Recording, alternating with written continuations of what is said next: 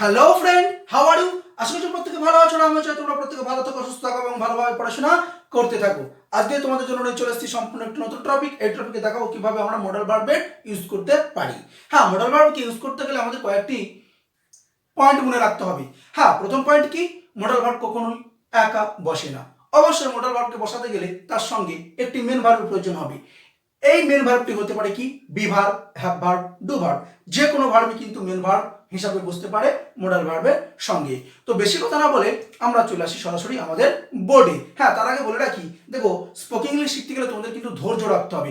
অবশ্যই ধৈর্য সহকারে এই ভিডিওটি সম্পূর্ণ দেখবে, কারণ এই ভিডিওতে তোমাদের অনেক কিছুই শেখানো হবে। তোমরা হয়তো ভাবছো আমরা মডাল ভার্ব সম্পর্কিত সবকিছু জানি না, তোমরা অনেক কিছুই নতুন খুঁজে পাবে এই ভিডিওর মধ্যেই।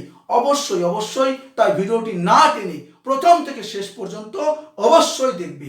বেশ, দেখো এখানে লেখা আছে কি, শ্যাল অথবা উইল। শ্যাল অথবা উইল সাধারণ মানে কি, ভবিষ্যৎ বোঝানো, সাধারণ ভবিষ্যৎ বোঝানো। হ্যাঁ, তার সঙ্গে দেখো বি ভার্ব বসতে পারে, হ্যাভ ভার্ব বসতে পারে, ডু ভার্ব বসতে পারে অবশ্যই। তবে এখন আমরা কি করব, দেখো আমরা একটা শব্দ বললাম, আই অ্যাম এ টিচার, আমি একজন শিক্ষক। এখন আমাকে বলতে হবে আমি একজন শিক্ষক হব, তাহলে কি লিখবো, দেখো লিখেছি I shall be a teacher.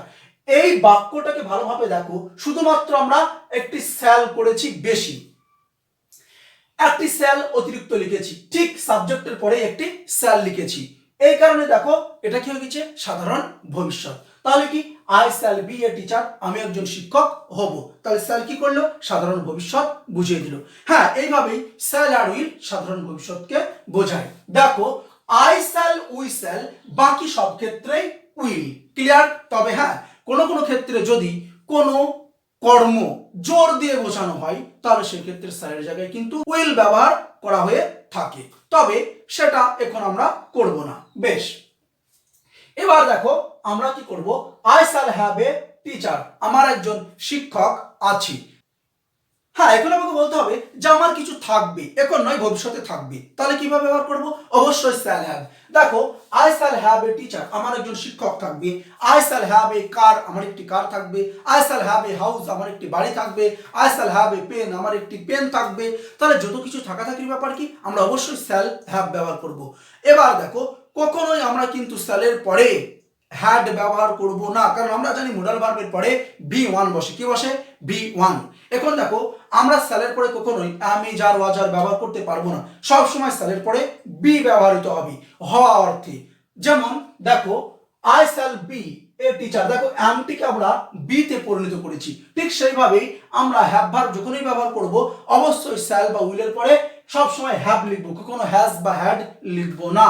ঠিক একইভাবে যখন আমরা ডু ভার্ব, অ্যাকশন ভার্ব ব্যবহার করব তখন দেখো V one, make, made, made, আমরা মেক ভি ওয়ান ব্যবহার করেছি। তাহলে বুঝতেই পারছো মডাল ভার্বের পরে সবসময় ভি ওয়ান বসে। বেশ ক্লিয়ার? এখন আমাকে বলতে হবে ভবিষ্যতে আমি কিছু করতে সক্ষম হব, কিছু করতে সক্ষম হব। দেখো এখানে লেখা আছে কি, শ্যাল অথবা উইল বি অ্যাবল টু, সক্ষম হবে। আমি পাস করতে সক্ষম হব। আই উইল বি পাস, আমি পাস করে যাব।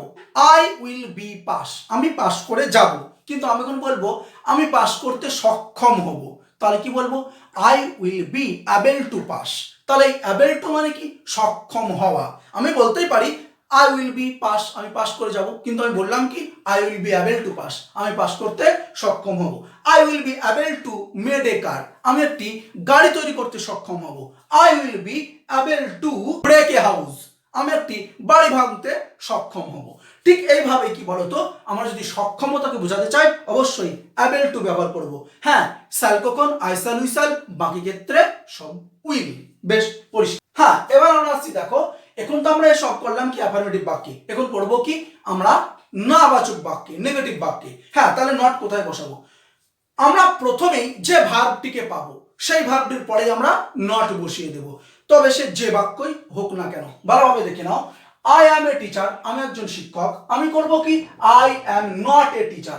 তাহলে নট কোথায় লিখবো, ঠিক এই জায়গাটায় আমরা নট লিখে দেব। ক্লিয়ার? এবার দেখো I shall be a teacher, আমরা নট কোথায় লিখবো, দেখো আমাদের প্রথম ভার্ব কি ছিল, শ্যাল, তাহলে আমরা শ্যালের পরে নট লিখবো। I shall not be a teacher, আমি একজন শিক্ষক হব না। বেশ, তাহলে আমরা প্রত্যেকবার কি করব, নট কোথায় লাগবো, প্রথম ভার্বের পর। বুঝতে পেরেছো? তবে যে ভার্বই থাকুক না কেন অবশ্যই প্রথম ভার্বের পর আমরা নট লাগাবো। এবার ইন্টারোগেটিভ সেন্টেন্স, হ্যাঁ ইন্টারোগেটিভ সেন্টেন্স করতে গেলে আমাদের প্রথম যে ভার্বটিকে পাবো সেটি সাবজেক্টের আগে দিলেই হয়ে যাবে। আই অ্যাম এ টিচার, আমি একজন শিক্ষক। কিন্তু দেখো এটাকে যদি আমরা ইন্টারোগেটিভ করে কি লিখবো, অ্যাম আই এ টিচার, আমি কি একজন শিক্ষক। ঠিক একইভাবে দেখো এখানে কি শ্যাল প্রথমবার, শ্যাল কাকে দিয়েছি, shall I be a teacher, আমি কি একজন শিক্ষক হব। হ্যাঁ, যদি আমরা এক কথায় উত্তর দিতে পারি তাহলে অবশ্যই আমরা মোডাল ভার্ব হোক বা যে কোনো হেল্পিং ভার্ব হোক তাই দিয়ে কিন্তু আমরা কোশ্চেন করতে পারবো। একে বলা হয় ইয়েস নো টাইপ কোশ্চেন। যেমন এই বাক্যটা দেখো, shall I be a teacher, আমি কি একজন শিক্ষক হব। তুমি বলতে পারো কি ইয়েস অথবা নো, আমার উত্তর হয়ে গেছে, তাই না। কিন্তু যদি আমরা এক কথায় উত্তর দিতে না পারি তাহলে সেই ক্ষেত্রে আমরা ব্যবহার করব অবশ্যই ডাব্লিউএস ফ্যামিলি। এখন বলতে পারি why shall I be a teacher, কেন আমি একজন শিক্ষক হব। Why shall I be a teacher, কেন আমি একজন শিক্ষক হব। How shall I be a teacher, কিভাবে আমি একজন শিক্ষক হব। What shall I be a teacher, আমি একজন কি শিক্ষক হব। তা ঠিক এইভাবেই আমরা প্রশ্ন করতে থাকবো ডাব্লিউএস দি, যে কোনো ডাব্লিউএস আমরা বসিয়ে দিতে পারবো। বুঝতে পেরেছো। তবে হ্যাঁ বলে রাখি, যদি আমরা হু কে ব্যবহার করি তাহলে কোনো আমাদের হেল্পিং ভার্ব লাগবে না, তখন আমার শ্যাল, উইল, তারপরে শুড, উড, ক্যান, কুড কোনো কিছু ব্যবহৃত হবে না যদি আমরা হু কে ব্যবহার করে থাকি। বুঝতে পেরেছো। তাহলে আমরা যে কোনো প্রশ্ন করতে পারি ঠিক এই নিয়ম অনুযায়ী। Next, should. দেখো শুড শব্দের অর্থ কি, উচিত। একটা বাক্য দিয়ে আমরা এটাকে পরিষ্কার করি। দেখো লেখা আছে আই গো দেয়ার, আমি সেখানে যাই। কিন্তু আমাকে বলতে হবে আমাকে সেখানে যাওয়া উচিত। তাহলে কি দেখো, আই শুড গো দেয়ার, আমার সেখানে যাওয়া উচিত। সাধারণভাবে যদি কোনো কিছু উচিত বোঝায় তাহলে অবশ্যই আমরা শুডের ব্যবহার করে থাকবো। দেখো এখানে লেখা আছে শুড শব্দের অর্থ উচিত, এখানেও আছে কি ওট টু শব্দের অর্থ উচিত। হ্যাঁ, তবে কখন কোন শব্দটি, তাই না। হ্যাঁ দেখো সাধারণভাবে যেগুলো আমাদের উচিত সেগুলো কি শুড, আর যেগুলো ডিউটি সহকারে উচিত সেগুলো ওট টু। কয়েকটা উদাহরণ দিই। দেখো এখানে লেখা আছে আই গো দেয়ার, আমি সেখানে যাই। কিন্তু এখন আমাকে বলতে হবে আমার সেখানে যাওয়া উচিত সাধারণভাবে, তাহলে আই শুড গো দেয়ার, আমার সেখানে যাওয়া উচিত। এখন আমরা বলতে পারি কি দেখো বি ভার্ব দিয়ে I should be a teacher, আমার একজন শিক্ষক হওয়া উচিত সাধারণভাবে বলছি। তারপরে কি দেখো I should have a doctor, আমার একজন ডাক্তার থাকা উচিত। তাহলে আমরা শুডের মানে কি পেলাম, উচিত। হ্যাঁ, যদি আমার এলাকায় প্রচুর অশিক্ষিত লোকজন আছে যারা কিছুই জানে না, তাদের দায়িত্ব নিয়ে যদি আমি কোনো কিছু করতে চাই, অর্থাৎ দায়িত্ব সহকারে তাদের শিক্ষিত করতে চাই, তাহলে আমাদের মধ্যে যে একটা দায়িত্ব চলে এসছে, ডিউটি চলে এসছে, তাহলে অবশ্যই সেখানে আমরা ব্যবহার করব কি ওট টু। কারণ আমরা জানি ওট টু ডিউটি, অর্থাৎ আমার কর্তব্যের মধ্যে যেটা পড়ে। কিন্তু আমি সাধারণভাবে আমি আমার নিজের জন্য আমি কি করব, আমি শিক্ষক হব নিজের জন্য, এটা কি আমার কর্তব্যের মধ্যে পড়ে না। তবে হ্যাঁ, যদি আমি কাউকে শিক্ষা দিতে চাই, আমার কর্তব্যের মধ্যে পড়ে যায়, তাহলে অবশ্যই সেখানে ওট টু। ক্লিয়ার। এবার এখানে লিখেছি কি I should give him a pen, I should আমার উচিত, গিভ হিম এ পেন তাকে একটা কলম দেয়া, তাহলে তাকে একটা কলম দেওয়া আমার উচিত, এটা সাধারণভাবে। কিন্তু সে লিখতে পারছে না, পরীক্ষা দিতে গেছে, এবার কি বলতো আমি একজন শিক্ষক গার্ড দিচ্ছি, তাহলে আমার উচিত কি যে ওই বাচ্চাটা লিখতে পারছে না, ওকে একটা কলম দেওয়া, এটা আমার কর্তব্যের মধ্যে পড়ে কারণ আমি একজন শিক্ষক, তাহলে সেখানে ওট টু। ক্লিয়ার। বেশ, এবার আসছি দেখো I should have given him a pen, আমার উচিত ছিল তাকে একটা কলম দেওয়া, তাহলে এটা কি দেখো পাস্ট টেন্স। যেই মাত্র আমরা শুড তার সঙ্গে হ্যাভ ব্যবহার করেছি সেখানে কি হয়ে গেছে, সেই মাত্র কি হয়ে গেছে, পাস্ট টেন্স হয়ে গেছে। তাহলে আমরা বুঝলাম কি মডাল ভার্বের সঙ্গে যদি আমরা হ্যাভের ব্যবহার করি আর ঠিক তার পরের ভার্বটি V3 হয়, কি বললাম, যদি আমরা কোনো মডাল ভার্বের সঙ্গে হ্যাভ ভার্ব ব্যবহার করি আর ঠিক তার পরের ভার্বটা V3 হয়, তাহলে অবশ্যই সেটা পাস্ট টেন্স হয়ে গেছে। I should have given him a pen, আমার উচিত ছিল তাকে একটি কলম দেওয়া। দেখো এটা কি পাস্ট টেন্স। কেন, দেখো শুড এখানে কি হয়েছে, শুড সালের পাস্ট টেন্স শুড, আর এখানে শুডের কি বলতো পাস্ট টেন্সেই ব্যবহার হয়েছে, আর এর অর্থ এসছে কি উচিত, তাই কি না। তাহলে I should have given him a pen, আমার উচিত ছিল তাকে একটি কলম দেওয়া। কিন্তু আগের বাক্যটা দেখো I should give him a pen, আমার উচিত তাকে একটি কলম দেওয়া।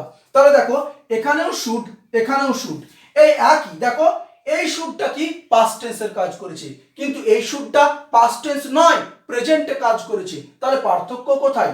দেখো হ্যাভ কি করে, ভালোভাবে দেখো আমাদের পারফেক্ট টেন্সে চলো দেখতে পাবে হ্যাভ প্লাস V3 কাজ হয়ে গেছে, তাই না? তাহলে কি পারফেক্ট টেন্স কি কাজ শেষ করে। তাহলে দেখো I should have given him a pen, আমার কাজটা শেষ করতে হতো, অর্থাৎ আমার উচিত ছিল তাকে একটি কলম দেওয়া, কলম দিয়ে কাজটা শেষ করা উচিত ছিল। আর এখানে দেখো I should give him a pen, আমার উচিত তাকে একটি কলম দেওয়া, এখনো দিতে পারি, তাই কি না, কাজটা এখনো শেষ হয়নি। বেশ, এগুলোকে কিভাবে আমরা নাবাচক করতে পারি? হ্যাঁ, নাবাচক করতে গেলে কি প্রথমেই বলেছি প্রথম ভার্বের পরেই আমরা কি করব, নট বসিয়ে দেব। তাহলে দেখো আই শুড নট গো দেয়ার, আমার সেখানে যাওয়া উচিত ছিল না, নট কোথায় লাগাবো, ঠিক এই জায়গায়। তারপর দেখো আই শুড বি, আমরা নট এখানে লাগাবো।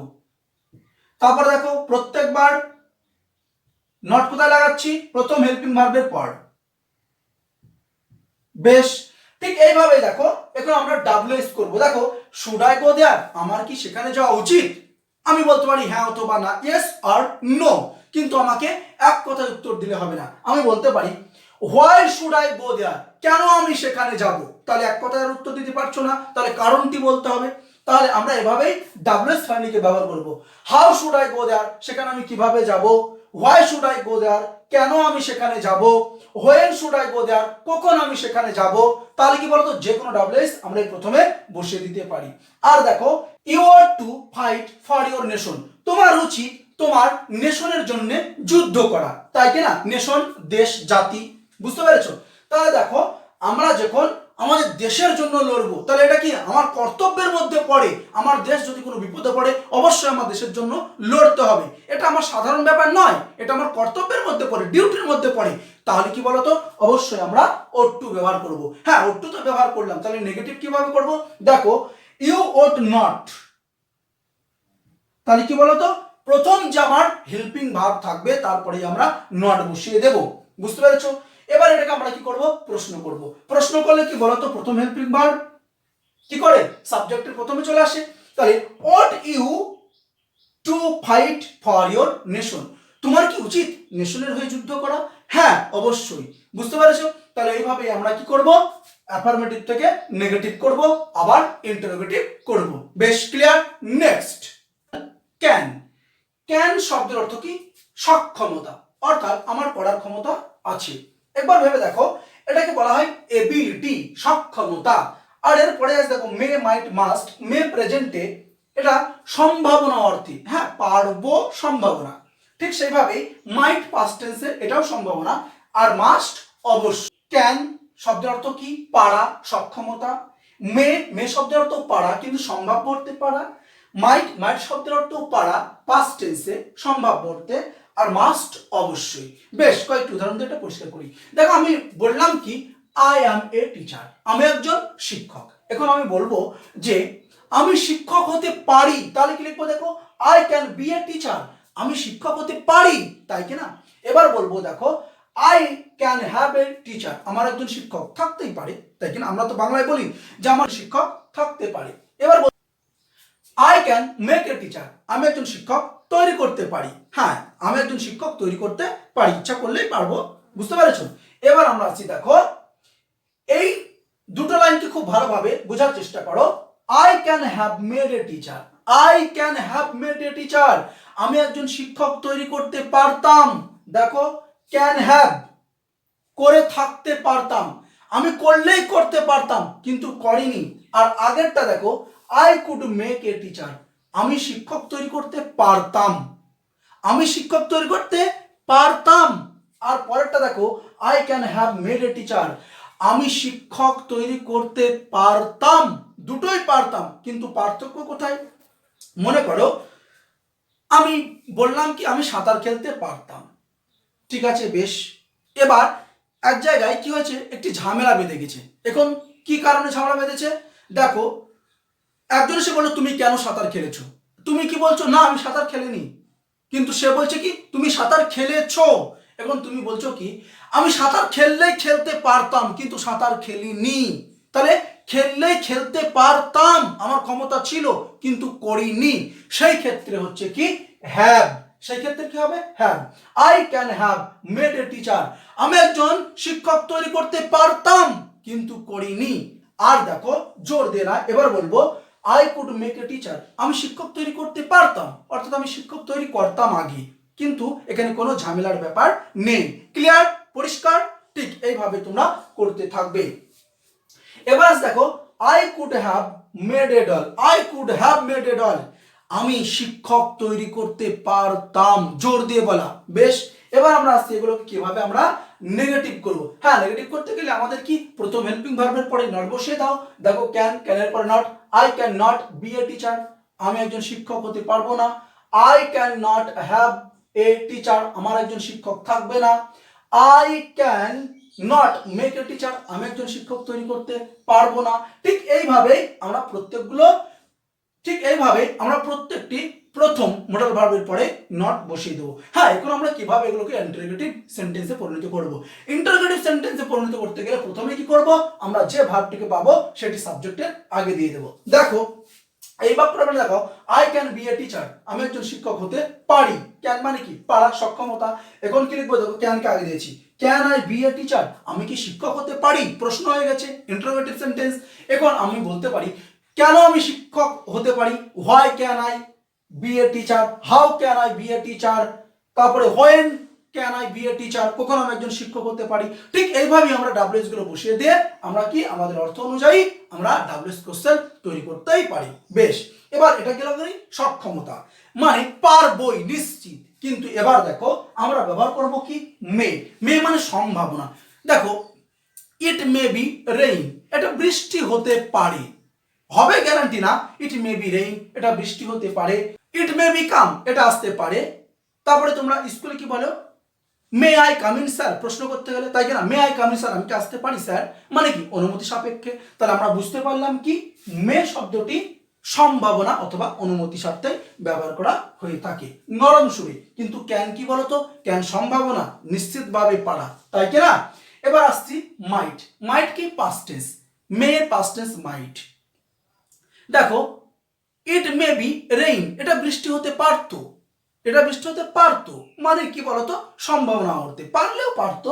এবার মাস্ট, মাস্ট মানে জোর দেওয়া বলা, ইট মাস্ট বি রেইন, এটা অবশ্যই বৃষ্টি হবে, বুঝতে পেরেছো, অবশ্যই জোর দিয়ে বলা। তাহলে সেই ক্ষেত্রে আমরা ব্যবহার করবো কি, মাস্ট। আর কিভাবে নেগেটিভ করব, অবশ্যই প্রথম হেল্পিং ভার্বের পরে আমরা নট বসিয়ে দেবো, অর্থাৎ মে, মাস্ট, তারপরে মাইট, এগুলোর পরে আমরা নট বসিয়ে দিলে এগুলো নেগেটিভ হয়ে যাবে। আর যদি আমরা ইন্টারোগেটিভ করতে চাই, অবশ্যই সাবজেক্টের আগে আমরা এই হেল্পিং ভার্বগুলোকে, এই মডাল ভার্বগুলোকে বসিয়ে দেবো, তাহলেই হয়ে যাবে কি ইন্টারোগেটিভ। হ্যাঁ, এবার আমরা আসছি দেখো হ্যাভ টু, হ্যাজ টু।